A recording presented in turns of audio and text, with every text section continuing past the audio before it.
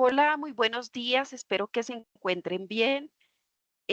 Como ustedes sabrán, en esta sesión no pude asistir porque esta sesión programada por el área no pude asistir porque se me cruzó otro evento que es la presentación de las áreas el día de mañana para los estudiantes de psicología. En ese sentido y para cumplirles en cuanto al cronograma, hemos decidido que esta sesión la tengan de manera remota y a través de un video. ¿Por qué de manera remota? Porque a partir de este video ustedes van a generar unas preguntas y esas preguntas me las pueden enviar a mi correo. Mi correo es elizabeth.castellanos@externado.edu.co. ¿Vale? Entonces vamos a aprovechar al máximo. Vamos a hablar del análisis de resultados. Como ustedes verán, a partir del laboratorio 3 se les está pidiendo análisis de resultados. Entonces, en laboratorio 3, ustedes analizan previamente sus basecitas de datos provenientes de fuentes qualis o quantis o de fuentes secundarias. Y ustedes hacen un análisis previo. Luego, en cuarto, tienen que hacer el análisis de resultados como tal. Y en quinto ya tienen que tener todos los elementos de la tesis, ¿sí? Entonces, en esta partecita que les voy a enseñar, vamos a partir de ese análisis de resultados que hicieron en tercero para llegar al análisis de resultados grueso, macro, que tienen que generar en laboratorio cuarto. Bien, entonces vamos a iniciar. En principio, eh, esta imagen la obtuve de internet, pero cuando la encontré tenía la organización inversa del punto 3 con el 4, yo lo organicé, pero quiero que hablemos un poquito sobre esto porque esto es supremamente interesante.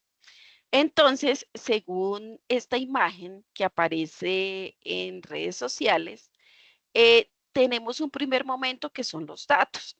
Los datos son como las características de una población objeto de estudio, o lo que llamamos también variables, ¿sí? Entonces, estos daticos los tenemos ahí, los recogemos a través de cualquier técnica de investigación, llámese encuesta, llámese entrevista, llámese diario de campo, llámese historias de vida, como sea, tenemos unos daticos. Luego armamos una basecita de datos, en lo cual es muy importante armar una base de datos y ustedes tienen todo el apoyo de los laboratorios de la universidad, llámese el INSIP o llámese Laboratorio de Medición Social para analizar los datos qualis y quantis. Entonces, en principio, ellos les van a colaborar y con ayuda de nosotros, profesores, tutores y miembros del área, a que generen una basecita de datos. La basecita de datos a la larga, que es la información de cada uno de los miembros que participaron en esas técnicas de investigación que fueran población objeto de estudio y las características o lo que dijeron esas diferentes personas que participaron en su investigación. Sin embargo, una vez uno arma su basecita de datos, uno se puede dar cuenta de varias cosas. Cuando arma la basecita de datos puede ver, por ejemplo, que hay palabras que se repiten o ideas que se repiten o que, no sé, ahí se esperaba que se respondiera algo y se respondió algo diferente a lo que se esperaba. O, por ejemplo, si se utiliza una encuesta de tipo Quanti, pues hay veces la gente dice, no sabe, no responde y nos quedamos sin información en esa variable o en esa característica de la población objeto de estudio. Entonces hay que verificar qué hay que limpiar en esa base de datos, qué sirve y qué no sirve. Eso se hace antes de presentar los resultados, no, los datos de manera visual. ¿Por qué? Por ejemplo, voy a decir cualquier cosa. Hay una encuesta que pregunta, mm,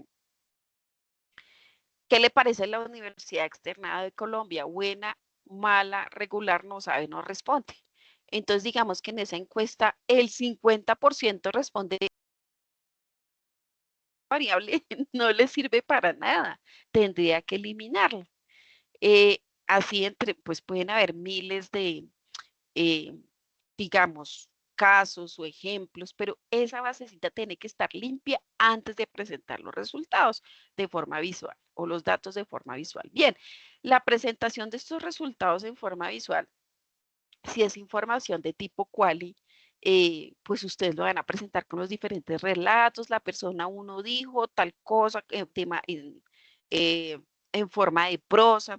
Y si son quantis, pues van a presentar tablas y gráficos, ¿sí? Pero antes de eso han tenido que generar una limpieza.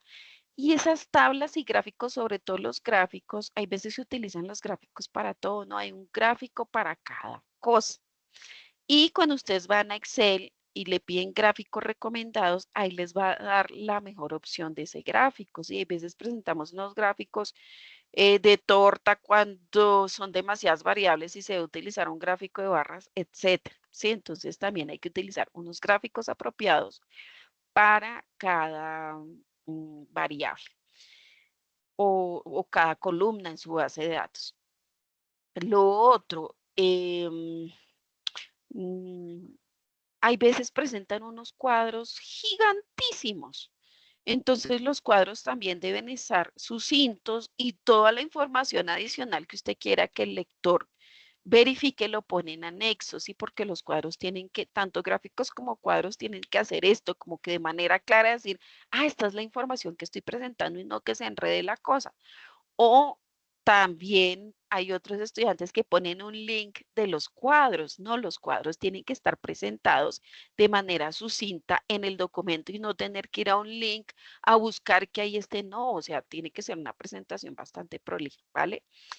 Y ustedes han llegado al cuarto punto, ustedes lo tienen check, por eso tengo ahí los chulitos, check, analizados. Entonces analizamos que hay un conjunto de verdes, otro de amarillos, otro de blancos, otro de azules, otro de rojos, otros de naranjas y otros de verdes. Y ahí llegaron en laboratorio 3.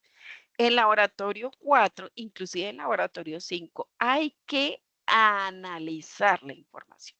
Entonces, ¿qué hacemos con estos datos analizados? Ahora sí, vamos a explicar una historia.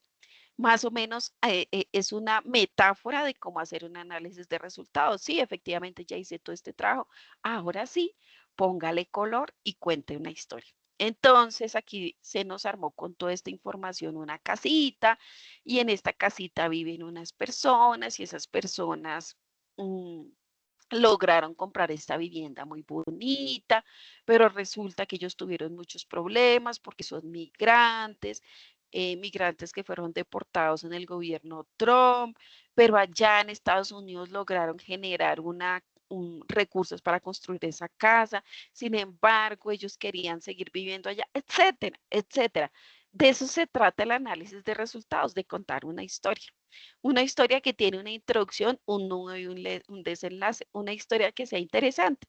Y a través de esa historia que se hace, se resuelve un problema de investigación y se responde un objetivo, ¿sí? Entonces, más allá de lo técnico que son estos primeros puntos, hay que llegar a esto, que ese es el objetivo final de la investigación. Entonces, les voy a explicar cómo logramos esos datos explicados con una historia o ese análisis de resultados. Bueno, en principio, ustedes en el laboratorio, em, en los laboratorios que acabo de mencionar, ustedes hicieron la elaboración de bases de datos, gráficos, párrafos, en el caso de los entrevistados y demás aspectos. ¿Para qué se hace esto primero? Pues para reducir la información, ¿sí? Para convertir este mar de fichas multicolor en algo más organizadito, donde el día de mañana podemos construir cualquier figura. Para eso se hace, para reducir la información. Ese pasito ustedes ya lo realizaron en este primer punto. Espero que lo hayan realizado. Si no lo han realizado, pues están en mora de que esto esté listo, ¿vale? Segundo aspecto, una vez tengan cada variable lista a través de su basecita de datos y expresado a través de tablas y gráficos o están solamente en la base de datos, tienen que analizar cada variable. ¿Cómo analizo cada variable? Recuerden, variables son características de la población objeto de estudio. Entonces, ¿cómo analizo cada variable? ¿Cómo analizo la variable sexo? Pues esa variable tiene que, dependiendo pues del espíritu del proyecto, no sé si es un tema de género, no sé si es un tema de selectividad migratoria donde las mujeres migran más que otros. Y cuando hablo de selectividad migratoria me estoy refiriendo a una teoría, ¿sí? Entonces, cada variable tengo que triangularla con el contexto temporal. Esa variable a las que ustedes hacen alusión de la población objeto de estudio tiene un contexto temporal que ustedes lo delimitan en su objetivo de investigación. No sé, entonces ustedes quieren ver los migrantes venezolanos en el año 2016, que fue el pico de la migración. Entonces, ahí tiene unas características propias diferentes a 2025. 2025 el contexto es totalmente diferente. Entonces, ese contexto es el panorama mediante el cual esa variable se mueve y se transforma. Entonces es importante ubicarla en el contexto. También es importante analizarla con los conceptos y la teoría que utilizar. Entonces, esa variable tiene un concepto. Tiene que tenerlo, o si no, el ejercicio está mal hecho desde que plantearon el proyecto. Entonces, nuevamente retomen ese concepto. Entonces, sexo, ¿qué es? Sexo es eh, la definición biológica de nacimiento de cualquier ser humano. Entonces, resulta que en las estadísticas vitales dice otro, uy, ¿eso a qué se refiere? No sé qué. Según los conceptos, esos otros son personas que nacen con dos sexos o asexuales, etcétera, y tienen que, aunque son pocos casos, pues es importante verificar, etcétera. Puede ser cualquier cosa, estoy diciendo cualquier cosa en términos de los conceptos que ustedes hayan elegido. Y la teoría, la teoría sí que se tiene que utilizar, porque la teoría es la forma de ver un problema y yo tengo que ver ese problema por partes y las partes son las variables. Entonces, ¿cómo me sirve mi teoría para analizar esa variable? ¿Cómo me sirve la teoría de selectividad migratoria para analizar las mujeres? Pues es que las mujeres migran más, pero en este caso no migran tanto. ¿Y por qué no migran? Por tal y tal, porque el contexto me da también elementos.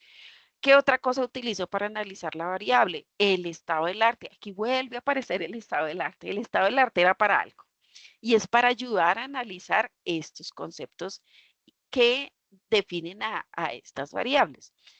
Y también es importante no solamente quedarse con eso, sino buscar fuentes secundarias. ¿Sí? ¿De dónde provienen esas fuentes secundarias? Provienen de libros, investigaciones similares que ayuden a contrarrestar la información que yo acabo de obtener de esa variable. Y también fuentes cuantitativas, ¿sí? Por ejemplo, estoy hablando de sexo en la migración de un instrumento propio, pues yo miro el censo, en el censo también me dice la migración según sexo y comparo con lo que tengo si me dio diferente, si me dio igual y por qué dio así, porque todos estos elementos nos ayudan a analizar cada una de las variables. ¿Qué otra cosa? Una vez yo analizo una variable, luego voy a la siguiente y también la analizo, pero el análisis de la anterior va a enriquecer la siguiente. Eso es como un efecto bola de nieve. Entonces voy a analizar mucho mejor porque voy a analizar en conjunto, de manera que cuando llegue a la última variable de mis categorías, pues voy a tener el súper análisis porque a cada uno le voy a hacer el mismo ejercicio. Entonces, este puede complementar y pueden generar una cosa súper rica. Por eso, muchas veces cuando uno hace análisis de resultados, uno dice, ya tengo esta información, entonces voy a empezar a hablar sobre esa información y es lo que a uno se le ocurre. O muchas veces uno dice, voy a buscar lo que hay en internet para ver qué hice sobre eso para complementarlo. No, recuerden que es una investigación científica.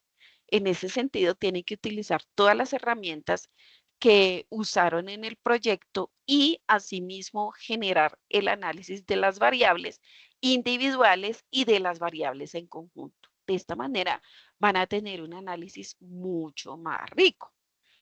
Siguiente, es importante hacer cruces de variables.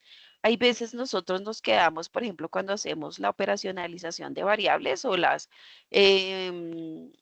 categorías de análisis, nos quedamos analizando las variables individuales y luego en conjunto, pero a veces se enriquece mucho cuando esas variables se cruzan. ¿Qué pasa si cruzo edad y sexo? Uy, me va a dar una cosa supremamente diferente donde me dice, sí, efectivamente están migrando más las mujeres, pero en las mujeres en edad reproductiva no migran las jovencitas, ni migran tampoco las adultas ni las adultas mayores. Eso me enmarca dentro de mi teoría de selectividad migratoria, ¿sí? Si cruzamos edad y sexo y además le ponemos el nivel educativo, nos damos cuenta que migran mujeres en edad productiva y reproductiva y sus niveles educativos por lo general son superiores. Y eso me va enmarcando también en todo lo que acabo de decir. También es importante el contexto temporal, lo mismo que acabo de decir aquí, los conceptos, la teoría, ustedes vuelven a utilizar estas mismas herramientas, contexto, conceptos que se definieron en el marco conceptual, la teoría, estado del arte y las fuentes secundarias, la retoman también en los cruces de información. Ustedes todo el tiempo la tienen que ir retomando. Si ustedes dejan por fuera esta triangulación, pues se van a quedar sin elementos para hacer el análisis, ¿vale?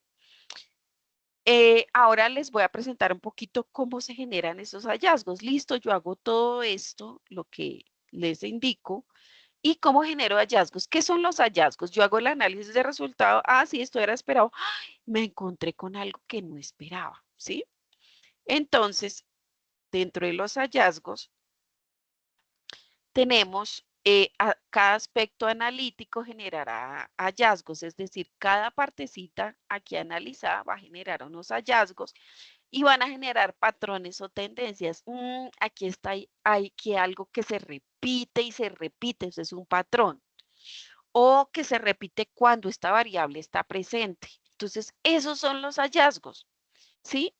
Esas cosas nuevas que ustedes esperaban y ustedes dicen, no, aquí me doy cuenta que si bien estas mujeres migran a distancias cortas, mientras que los hombres que tienen estas mismas características, que tienen una frecuencia de migración menor, migran a distancias más largas. ¡Wow! Aquí encontré un patrón y con eso me genera un análisis. Sí, sí, ahí hay un análisis clarísimo. Las mujeres migran a distancias cortas, los hombres a distancias largas y ese es mi enorme hallazgo. Para poder encontrar ese hallazgo, una vez que encuentro ese hallazgo, tengo que generar o buscar compararlo con el contexto, con los conceptos, la teoría, el estado del arte, las fuentes secundarias. Aquí dice secundarias, pero son secundarias, me perdonarán, porque todo se repite y se repite. Ustedes no dejan un hallazgo sin contrarrestarlo con todos los elementos para mejorar aún más el análisis.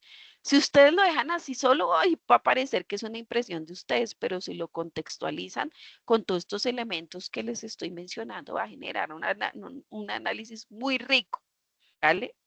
Lo siguiente, estos hallazgos sirven para generar discusión en varios ámbitos. Estos hallazgos que acabo de mencionar, primero, macro.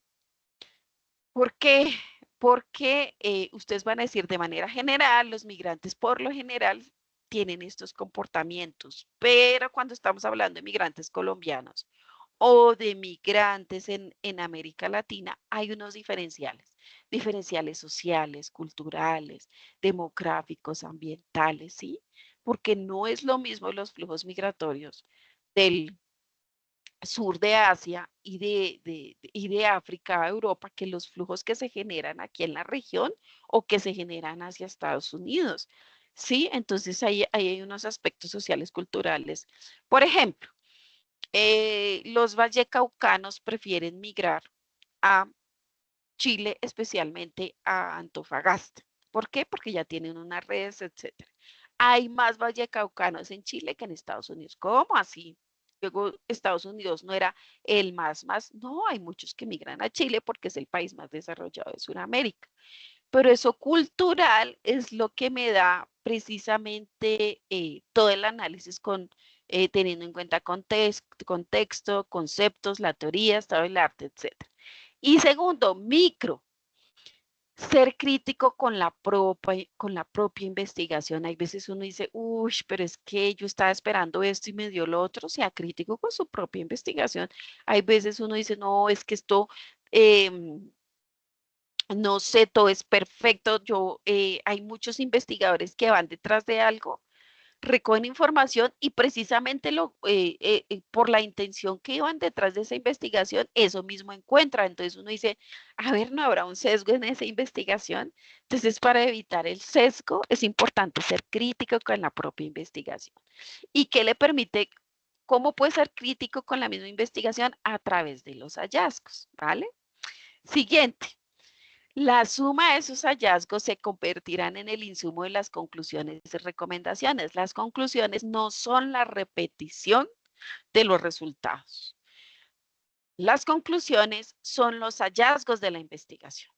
¿Sí? Entonces, se espera que en las conclusiones ustedes rematen diciendo, aquí tengo la solución concreta del problema de investigación que se desarrolló en el análisis de resultados. Aquí se dice de manera concreta, ¡pum!, estos fueron los resultados.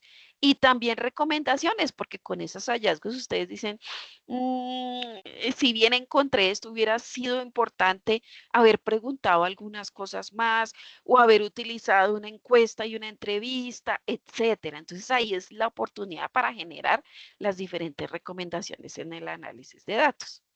Siguiente, pasamos al esquema expositivo. Entonces, esto es muy importante lo que les acabo de decir de contenido y hallazgos, pero si nosotros lo presentamos mal, pues de nada sirve todo el esfuerzo que han hecho. Entonces, lo primero, escriban por lo general o presenten los resultados de lo general a lo particular. Todo en esta vida es de lo general a lo particular, desde un cuento. Desde el cuento de la liebre y la tortuga en adelante, desde lo general a lo particular. Usted ve una película, va a lo general a lo particular. Asimismo debe ser su esquema expositivo.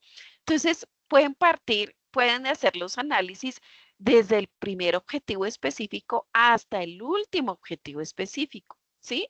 Ahora bien, ustedes si quieren pueden poner títulos o subtítulos para decir es el título del objetivo 1, el título objetivo 2, el título del objetivo 3, o lo pueden escribir en prosa, pero teniendo un orden, ¿sí? Donde el lector se dé cuenta, aquí cambiamos de objetivo, sin necesidad de tener un subtítulo. Y finalmente es importante el uso de tablas y gráficos y párrafos y frases de entrevistados dentro de cada ítem a analizar. ¿Qué quiere decir eso? Hay veces, como lo dije, hay una tabla súper importante y la dejaron en anexos y uno dice, ay Dios mío, pero ¿por qué no la dejó cerca? Y ahí va perdiendo puntos, o sea, el jurado le va diciendo, esto no lo voy a aprobar porque no encontré la tabla, ¿sí? Vuelvo y digo, lo importante, lo básico para el análisis va dentro del texto. Lo que, por ejemplo, ustedes ponen en anexos las bases de datos. Mira, ahí está. Y el instrumento, ¿sí? Ahí está. Entonces el jurado puede revisar. Qué interesante, aquí está todo. Pero lo que importa para el análisis tiene que ir ahí adentro, ¿vale? Lo otro, la redacción. La redacción, Dios mío, la redacción. Ahí es nuestro talón de Aquiles. Y ahí empezamos a tener muchos problemas. Vale. Para nosotros, por ejemplo, nosotros somos investigadores, para nosotros es complejo analizar y redactar al mismo tiempo. Yo personalmente, yo primero analizo sin la mejor redacción del mundo, pero yo, Dios mío, lo escribo con viñetas, ¿sí? Y después digo, esto lo tengo que redactar bien porque me es muy difícil. Hay gente que lo logra, gente genia que logra redactar perfectamente y analizar al mismo tiempo. En mi caso, no, yo tengo que hacerlo así. Cosa que les recomiendo a ustedes. Hay veces uno por estar mirando la excelente redacción, uno pierde la idea y las ideas no se pierden. Las ideas son valiosas, las ideas son la eureka. Eso no se puede perder, ¿sí? Entonces ustedes tienen que, punto uno, escribir sin perder la inspiración. Haga sus viñetas o no sé, haga un cuadrito o o coja un cuadernito y vaya escribiendo, pero no pierda esas ideas. Una vez que ustedes tengan esas ideas importantes, ahí sí hacer la corrección de estilo posteriormente. Ahora bien, hoy en día tenemos la inteligencia artificial, ¿sí?